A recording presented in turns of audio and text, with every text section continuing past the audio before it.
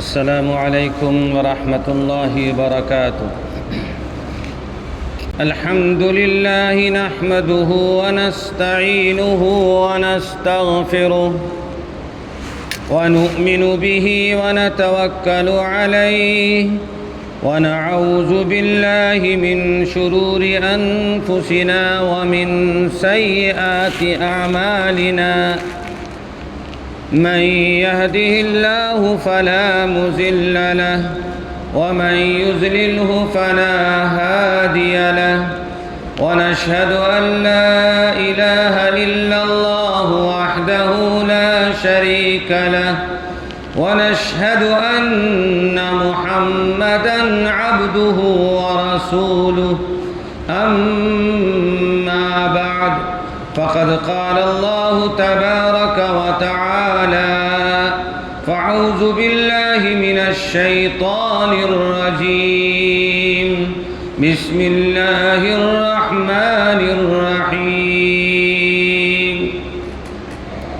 إن الله يأمر بالعدل والإحسان وإيتاء ذي القربى وينهى عن الفحشاء والمنكر والبغي يعظكم لعلكم تذكرون وقال النبي صلى الله عليه وسلم الإسلام يعلو ولا يعلى أو كما قال عليه الصلاة والسلام۔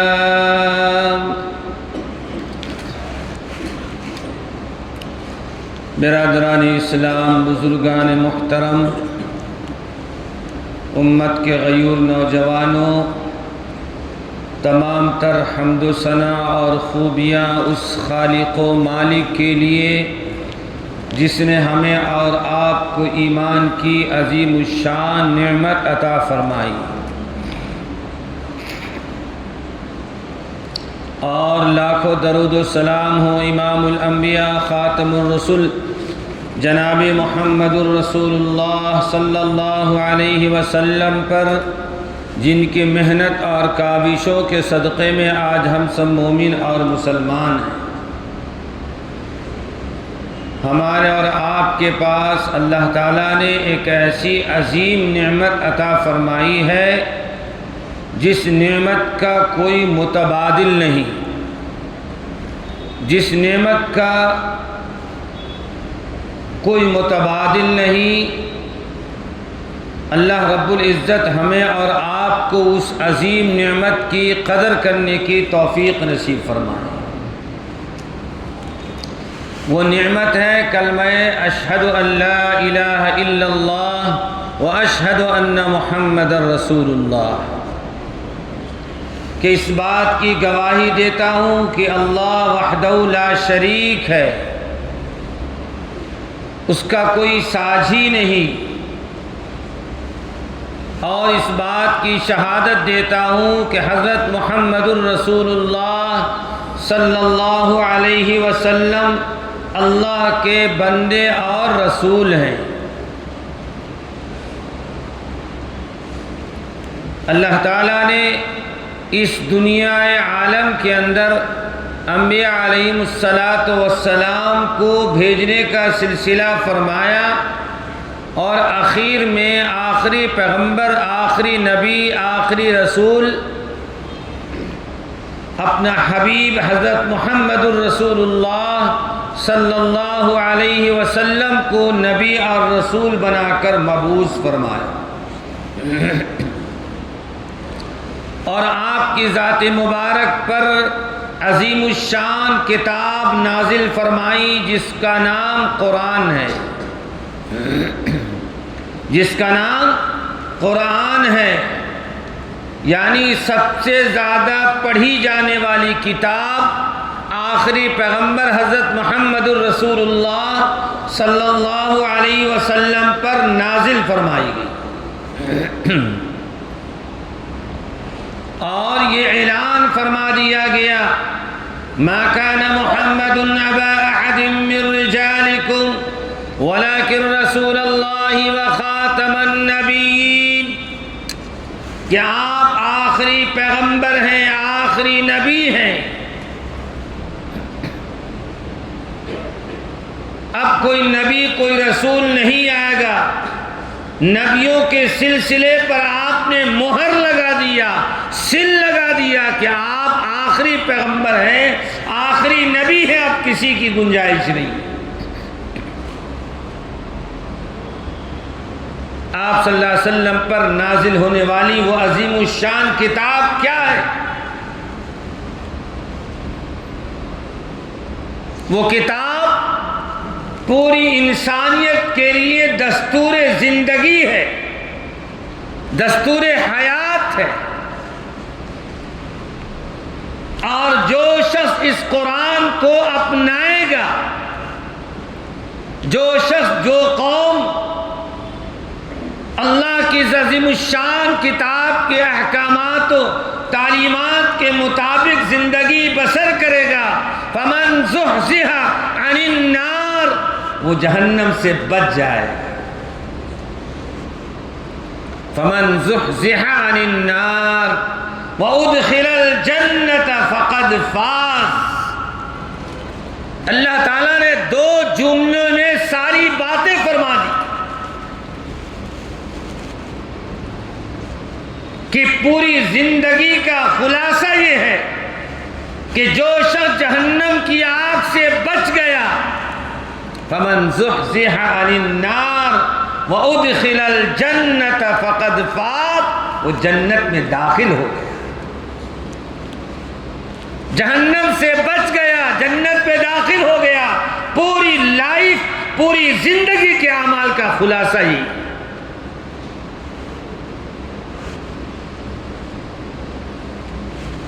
اس زندگی کو، اس نعمت کو پانے کے لیے ہمیں کیا کرنا ہے؟ اللہ تعالیٰ نے قرآن میں اس کے اصول بتائیں، اللہ تعالیٰ نے قرآن مجید میں اس کے احکامات بتائیں۔ اسی مناسبت سے قرآن مجید کی آیت ابھی تلاوت کی گئی، ان اللہ یأمر بالعدل والاحسان وَإِيتَاءِ ذِي الْقُرْبَى وَيَنْهَى عَنِ الْفَحْشَاءِ وَالْمُنْكَرِ وَالْبَغْيِ يَعِظُكُمْ لَعَلَّكُمْ تَذَكَّرُونَ۔ اس ایک آیت میں 6 چیزوں کا تذکرہ اللہ نے فرمایا۔ بڑی عجیب و غریب یہ آیت ہے۔ عمر بن عبد العزیز رحمہ اللہ کا زمانہ، حضرت عمر رضی اللہ عنہ کے بعد عمر بن عبد العزیز رحمۃ اللہ علیہ کا زمانہ دیکھیں۔ لکھا ہے محدثین اور مورخین نے اپنی سیرت کی کتابوں میں کہ یہ آیت عمر بن عبد العزیز رحمۃ اللہ علیہ کے زمانے سے آج تک ہر جمعہ کے خطبے میں پڑھی جاتی ہے۔ دنیا کے جس کونے علاقے میں چلے جائیں، اکثر و بیشتر آپ اس آیت کو جمعہ کے خطبوں میں آپ امام اور خطیب سے یہ آیت سماعت کریں گے، اس لیے کہ یہ آیت اتنی جامع ترین ہے کہ ہر مسلمان اس آیت کے پیغام کا محتاج ہے، ضرورت مند۔ کون سا پیغام ہے اس آیت میں؟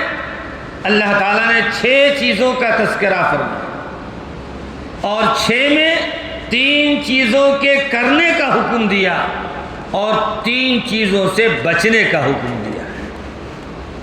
3 چیزوں کے کرنے کا اللہ نے حکم دیا ہے اور 3 چیزوں سے بچنے کا حکم دیا ہے۔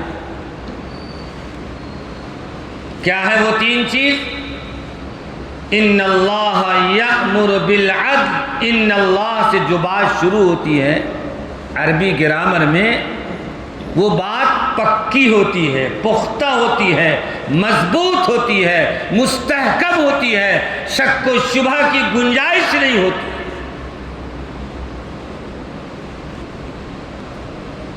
تو اللہ رب العالمین جو بات، جو پیغام اپنے بندوں کو، ایمان والوں کو یہ پیغام دے رہے ہیں، وہ بات پکی ہے، پختہ ہے، اس لیے کہ اللہ رب ذوالجلال اِنَّا سے شروع کر رہے ہیں، اور اِنَّا کا مطلب ہوتا ہے یقیناً پختہ بات۔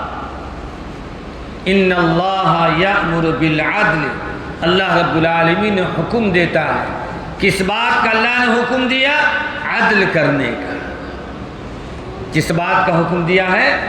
عدل کرنے کا۔ جملہ غور کیجئے گا، قرآن مجید کی یہ خصوصیات ہے کہ قرآن کریم ایک جملہ بیان کرتا ہے اور اس جملے کے اندر اس پر مفسرین، محدثین اور علماء ہزار نہیں لاکھوں کروڑوں صفحات لکھتی۔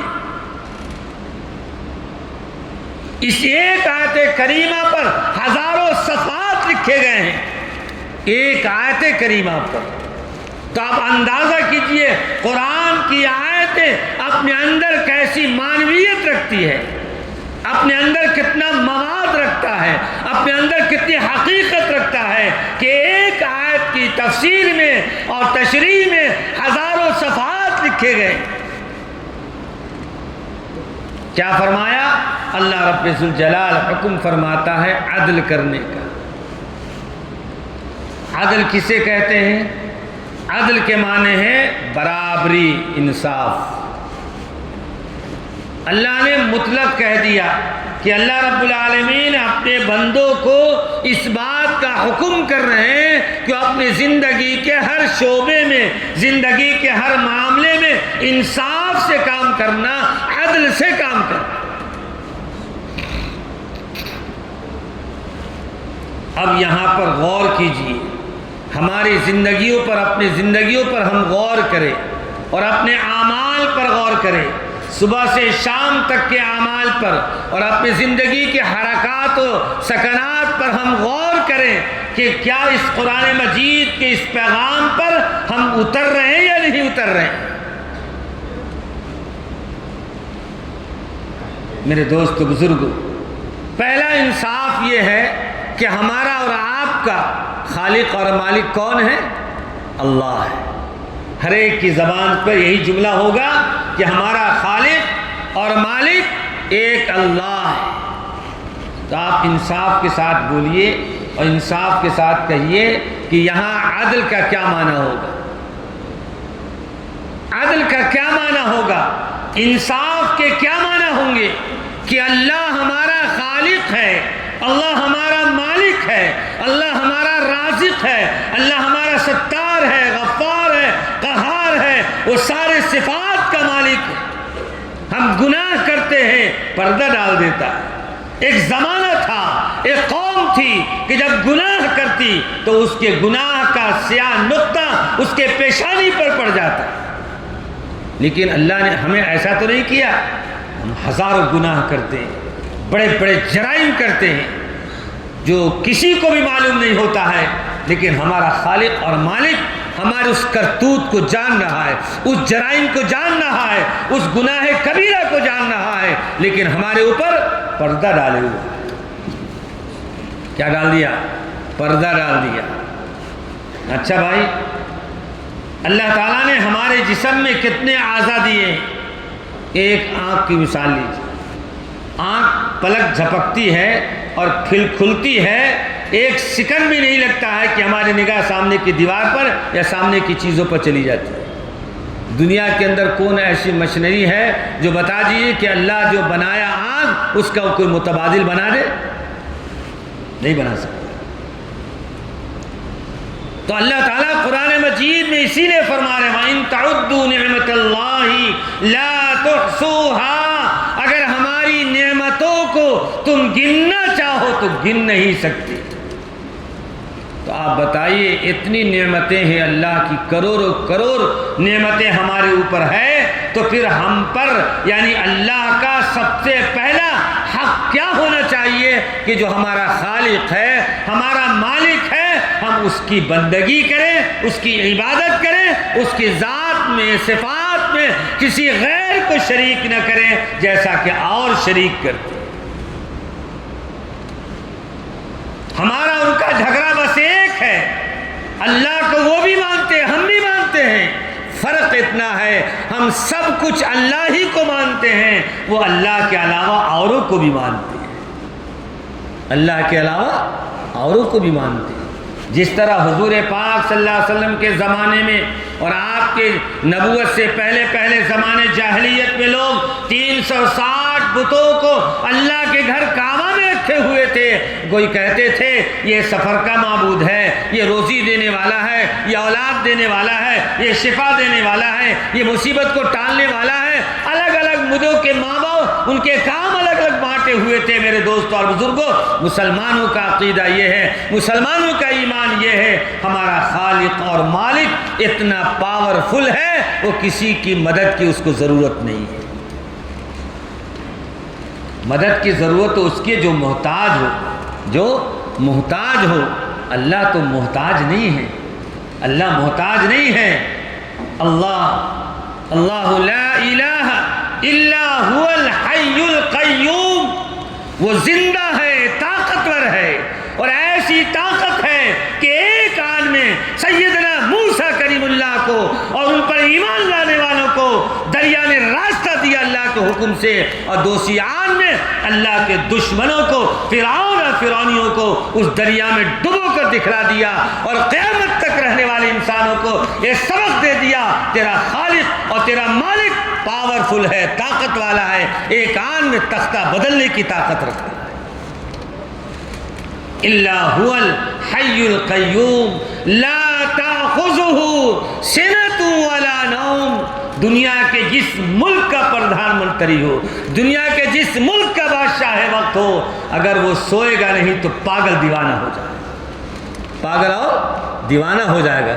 دنیا میں کسی ڈاکٹر نے، کسی مشنری نے آج تک کوئی ایسی دوا نہیں نکالی جو بغیر سوئے ہوئے کام چل جائے. ایک دن 2 دن بس، اس کی ایک لمٹ ہے، ایک وقت ہے اس کا. اس کے بعد خود بخود وہ دنیا سے چلا جائے. اگر انسان کو مارنا ہے ایک کوٹری میں بند کر دیجئے، کھانا پینا سب دے دیجئے، لیکن اس کو سونے نہیں دیجئے، 2 سے 3 دن کے بعد مر جائے گا.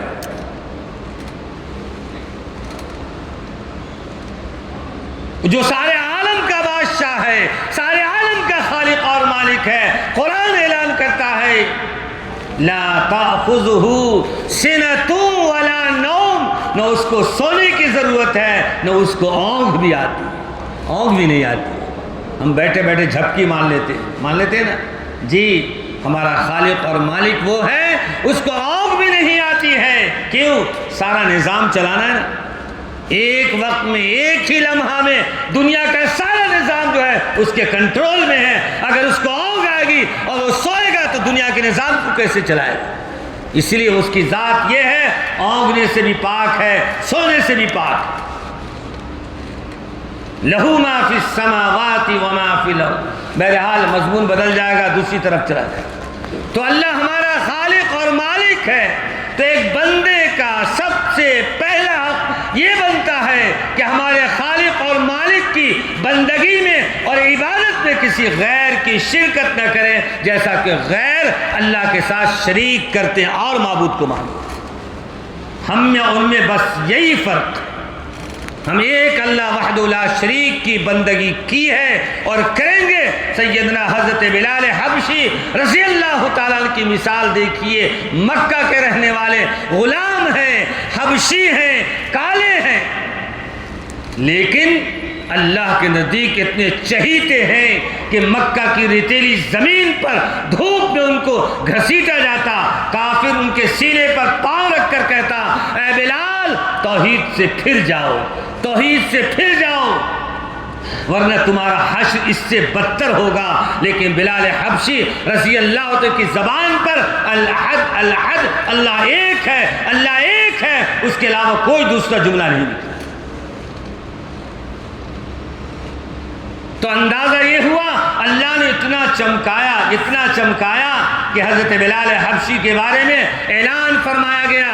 جب مکہ فتح ہوا تو کفار اور مشرکین یہ سمجھتے تھے کہ غلام ہے، کالا ہے، حبشی ہے، اس کی کوئی وقت نہیں ہے، مارا جا رہا ہے، پیٹا جا رہا ہے. لیکن جب اسلام نے ان کو وہ مقام دیا کہ رہتی دنیا تک حضرت بلال حبشی کو عزت کے ساتھ نام لیتے ہیں. میرے دوستو بزرگوں، مکہ جب فتح ہوا، سیدنا بلال حبشی رضی اللہ تعالیٰ عنہ دنیا کے کائنات کے پیغمبر حضرت محمد رسول اللہ صلی اللہ علیہ وسلم نے اسی غلام بلال حبشی کو فرمایا، اے بلال تیرا مقام یہ ہے، آج تیری چھت پر چڑھ جائے۔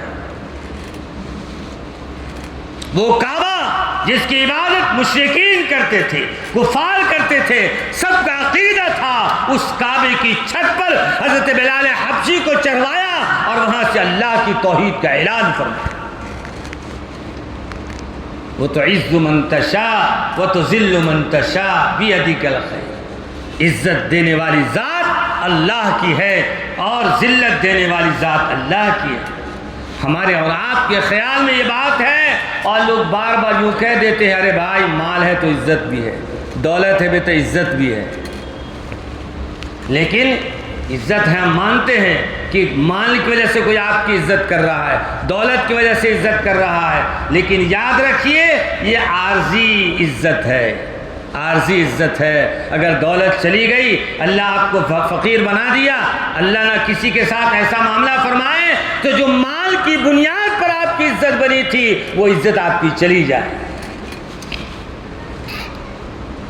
لیکن اللہ کی بندگی کی بنیاد پر، عقیدے کی بنیاد پر اگر آپ کی عزت ہے تو آپ جس حال میں رہیں اللہ آپ کو عزتوں سے نوازے۔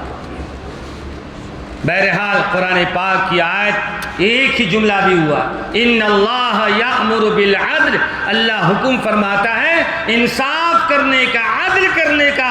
اس کا مطلب یہ ہے کہ پہلا عدل یہ ہے کہ ہم اپنے خالق اور مالک کی صحیح معنوں میں اس کی بندگی کریں، اس کی بندگی میں کسی غیر کو شریک نہ کریں، اور جس دین کے ہم پاسبان ہیں، جو ہمارے کاندھے پر دیا گیا ہے، دین اسلام کی تحفظ کے لیے، اس کی حفاظت کے لیے، جناب رسول اللہ صلی اللہ علیہ وسلم کی ناموس کی، رسالت کی حفاظت کے لیے ہمیں جو کچھ قربان کرنا پڑے اس کے لیے ایک ایمان والے کا حق یہ ہے، اور عدل یہ ہے کہ پہلے نمبر پہ وہ آگے رہے، تیار رہے۔ اللہ کے نبی صلی اللہ علیہ وسلم کے ساتھ عدل یہ ہے کہ آپ کی سنتوں پر عمل کرے، آپ کے طریقے پر عمل کرے۔ جاہلیت کے زمانے میں جو رسومات تھے، جو غیر طریقے ایجاد تھے، وہ سارے طریقے کو ہٹا کر انصاف یہ ہے، عدل یہ ہے، جناب محمد الرسول اللہ صلی اللہ علیہ وسلم کی سنت کے مطابق زندگی میں۔ ان اللہ یأمر بالعدل، اور اسی پہ بس نہیں، گھر کے اندر آ جائیے، چند بھائی ہیں، بہنیں ہیں، وہاں بھی انصاف کرنا، وہاں بھی عدل کرنا ہے۔ وہ انصاف عدل یہ ہے، مثال کے طور پر گزشتہ جمعہ بیان ہوا، اس سے پہلے جمعہ بیان ہوا تھا کہ میراث کا معاملہ ہے، باپ کا مال ہے، بیٹا اور بیٹی، بھائی اور بہن، جس کا جو حق بنتا ہے، عدل یہ ہے، انصاف یہ ہے کہ جتنا حق قرآن نے دیا ہے، جتنا حق اللہ نے دیا ہے، عدل اور انصاف یہ ہے اس کو پورا دے دیا جائے۔ اگر تجارت کاروبار میں ہے اور وہاں بھی معاملہ ہے تو اگر دو پارٹنر مل کر کام کر رہے ہیں تو انصاف اور عدل یہ ہے کہ بغیر پوچھے ہوئے اس میں سے ہم استعمال نہیں کریں۔ اگر مال استعمال کر رہے ہیں، رقم اور پیسہ استعمال کر رہے ہیں تو عدل اور انصاف یہ ہے کہ اپنے بھائی کو بتائیں کہ ہم اپنی ضرورت کے لیے اتنا پیسہ اٹھا رہے ہیں، پھر ہم واپس کر دیں۔ یہ عدل انصاف۔ ان اللہ یأمر بالعدل والاحسان، اور آگے اللہ نے فرمایا اور کیا کرنا؟ بھلائی کا کام کرنا، بھلائی کے کام کرنا، خیر کا کام کرنا، اچھے کام کرنا۔ وَإِيتَاءِ ذِي الْقُرْبَى، اور رشتہ داروں کو اس کو دینا، اس کی مدد کرنا، اس کا تعاون کرنا، چاہے ہمارے وہ رشتہ دار غریب ہوں، دور کے رشتہ دار ہوں، قریب کے رشتہ دار ہوں۔ بعض قرآن کی دوسری آیتوں میں تو ایک دم وضاحت سے آیا، چاہے تمہارے قریبی رشتہ دار ہوں، تمہارے دور کے رشتہ دار ہوں، تمہارے اوپر جو حق بنتا ہے اس حق کو تم ادا کرنا۔ وَإِيتَاءِ ذِي الْقُرْبَى، لہذا ہم مسلمانوں کے لیے ضروری ہے، ایمان والوں کے لیے ضروری ہے کہ اپنے رشتہ داروں کا خیال کریں، اپنے رشتہ داروں کا خیال کریں۔ خوشی کا موقع ہو تب بھی خیال کریں، شادی بیاہ کا موقع ہے، اخراجات لمبے ہیں، اس وقت ہمارے رشتہ دار مالی اعتبار سے دبے ہوئے ہیں، مالی اعتبار سے کمزور ہیں، تعاون کی ضرورت ہے، مدد کی ضرورت ہے، آگے بڑھ کر جائیں اور ان کے پیٹھ پر ہاتھ رکھ کر ان سے پوچھیں کیا ضرورت ہے، ہم حصے دار بننے کو تیار ہیں، اس سے میں آپ کو حق اللہ نے میرے ذمے کیا۔ وَإِيتَاءِ ذِي الْقُرْبَى، رشتہ داروں کو دیکھیں۔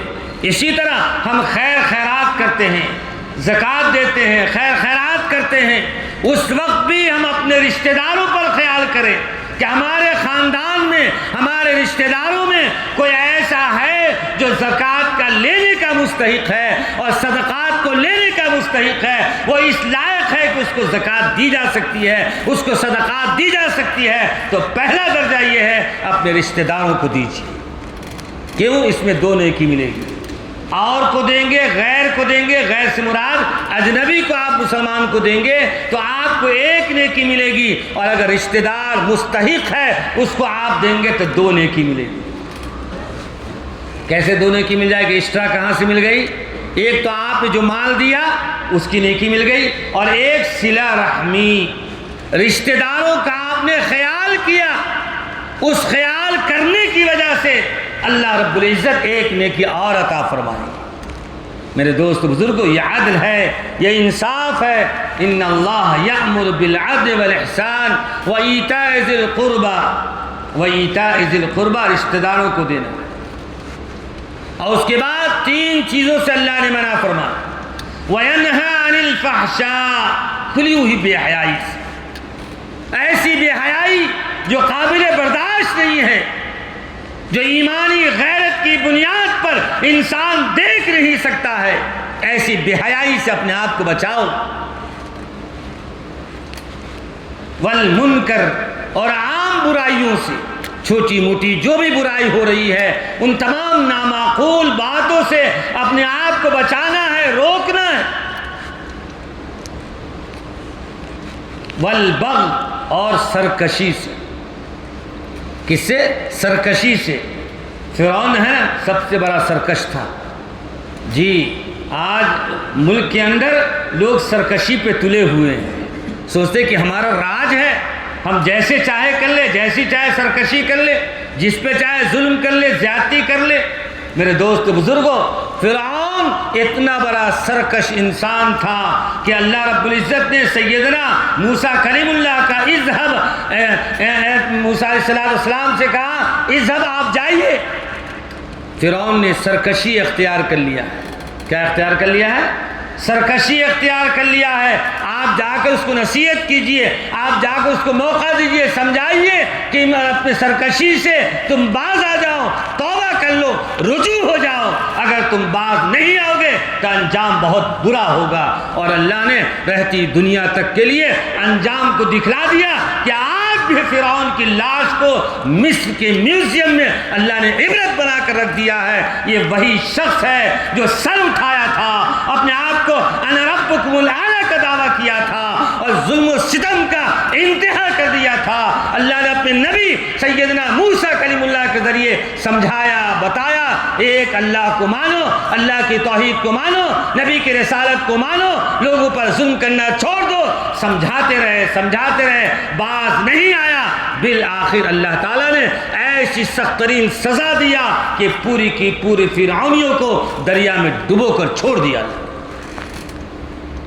اور جب دریا میں ڈوب رہا تھا، سانس اس کی نکل رہی تھی، اب اس وقت کہہ رہا ہے اے موسیٰ تیرے معبود پر میں ایمان لاتا ہوں، اے ہارون تیرے رب پر میں ایمان لاتا ہوں۔ اللہ رب ذوالجلال نے فرمایا اب تو موت کی وجہ سے، موت کی ڈر سے اب کوئی راستہ نہیں ہے موت سے بچنے کا، تو اس ڈر کی بنیاد پر ایمان لانا چاہتا ہے۔ اب تیرا ایمان مقبول نہیں ہے، اب تیرا ایمان قابل قبول نہیں ہے، اب تو تم جہنم چلا گیا، ہمیشہ کے لیے تمہارا ٹھکانہ جہنم ہے۔ یہ تو اللہ تعالیٰ نے عارضی سزا دیا ہے لوگوں کو بتانے کے لیے کہ اللہ کا نافرمان تھا، نبی کا نافرمان تھا، نبی کے طریقے کو چھوڑ کر لوگوں پر ظلم کرتا تھا، اس ظلم کی بنیاد پر اللہ نے سزا دیا ہے۔ آج بھی اگر کوئی انسان کسی پر بے گناہ ظلم کرتا ہے، اللہ نے اس کی بھی سزا رکھی ہے، اس کی بھی سزا رکھی ہے۔ ایک وقت آئے گا فمن زحزح عن النار وادخل الجنت فقد فاز،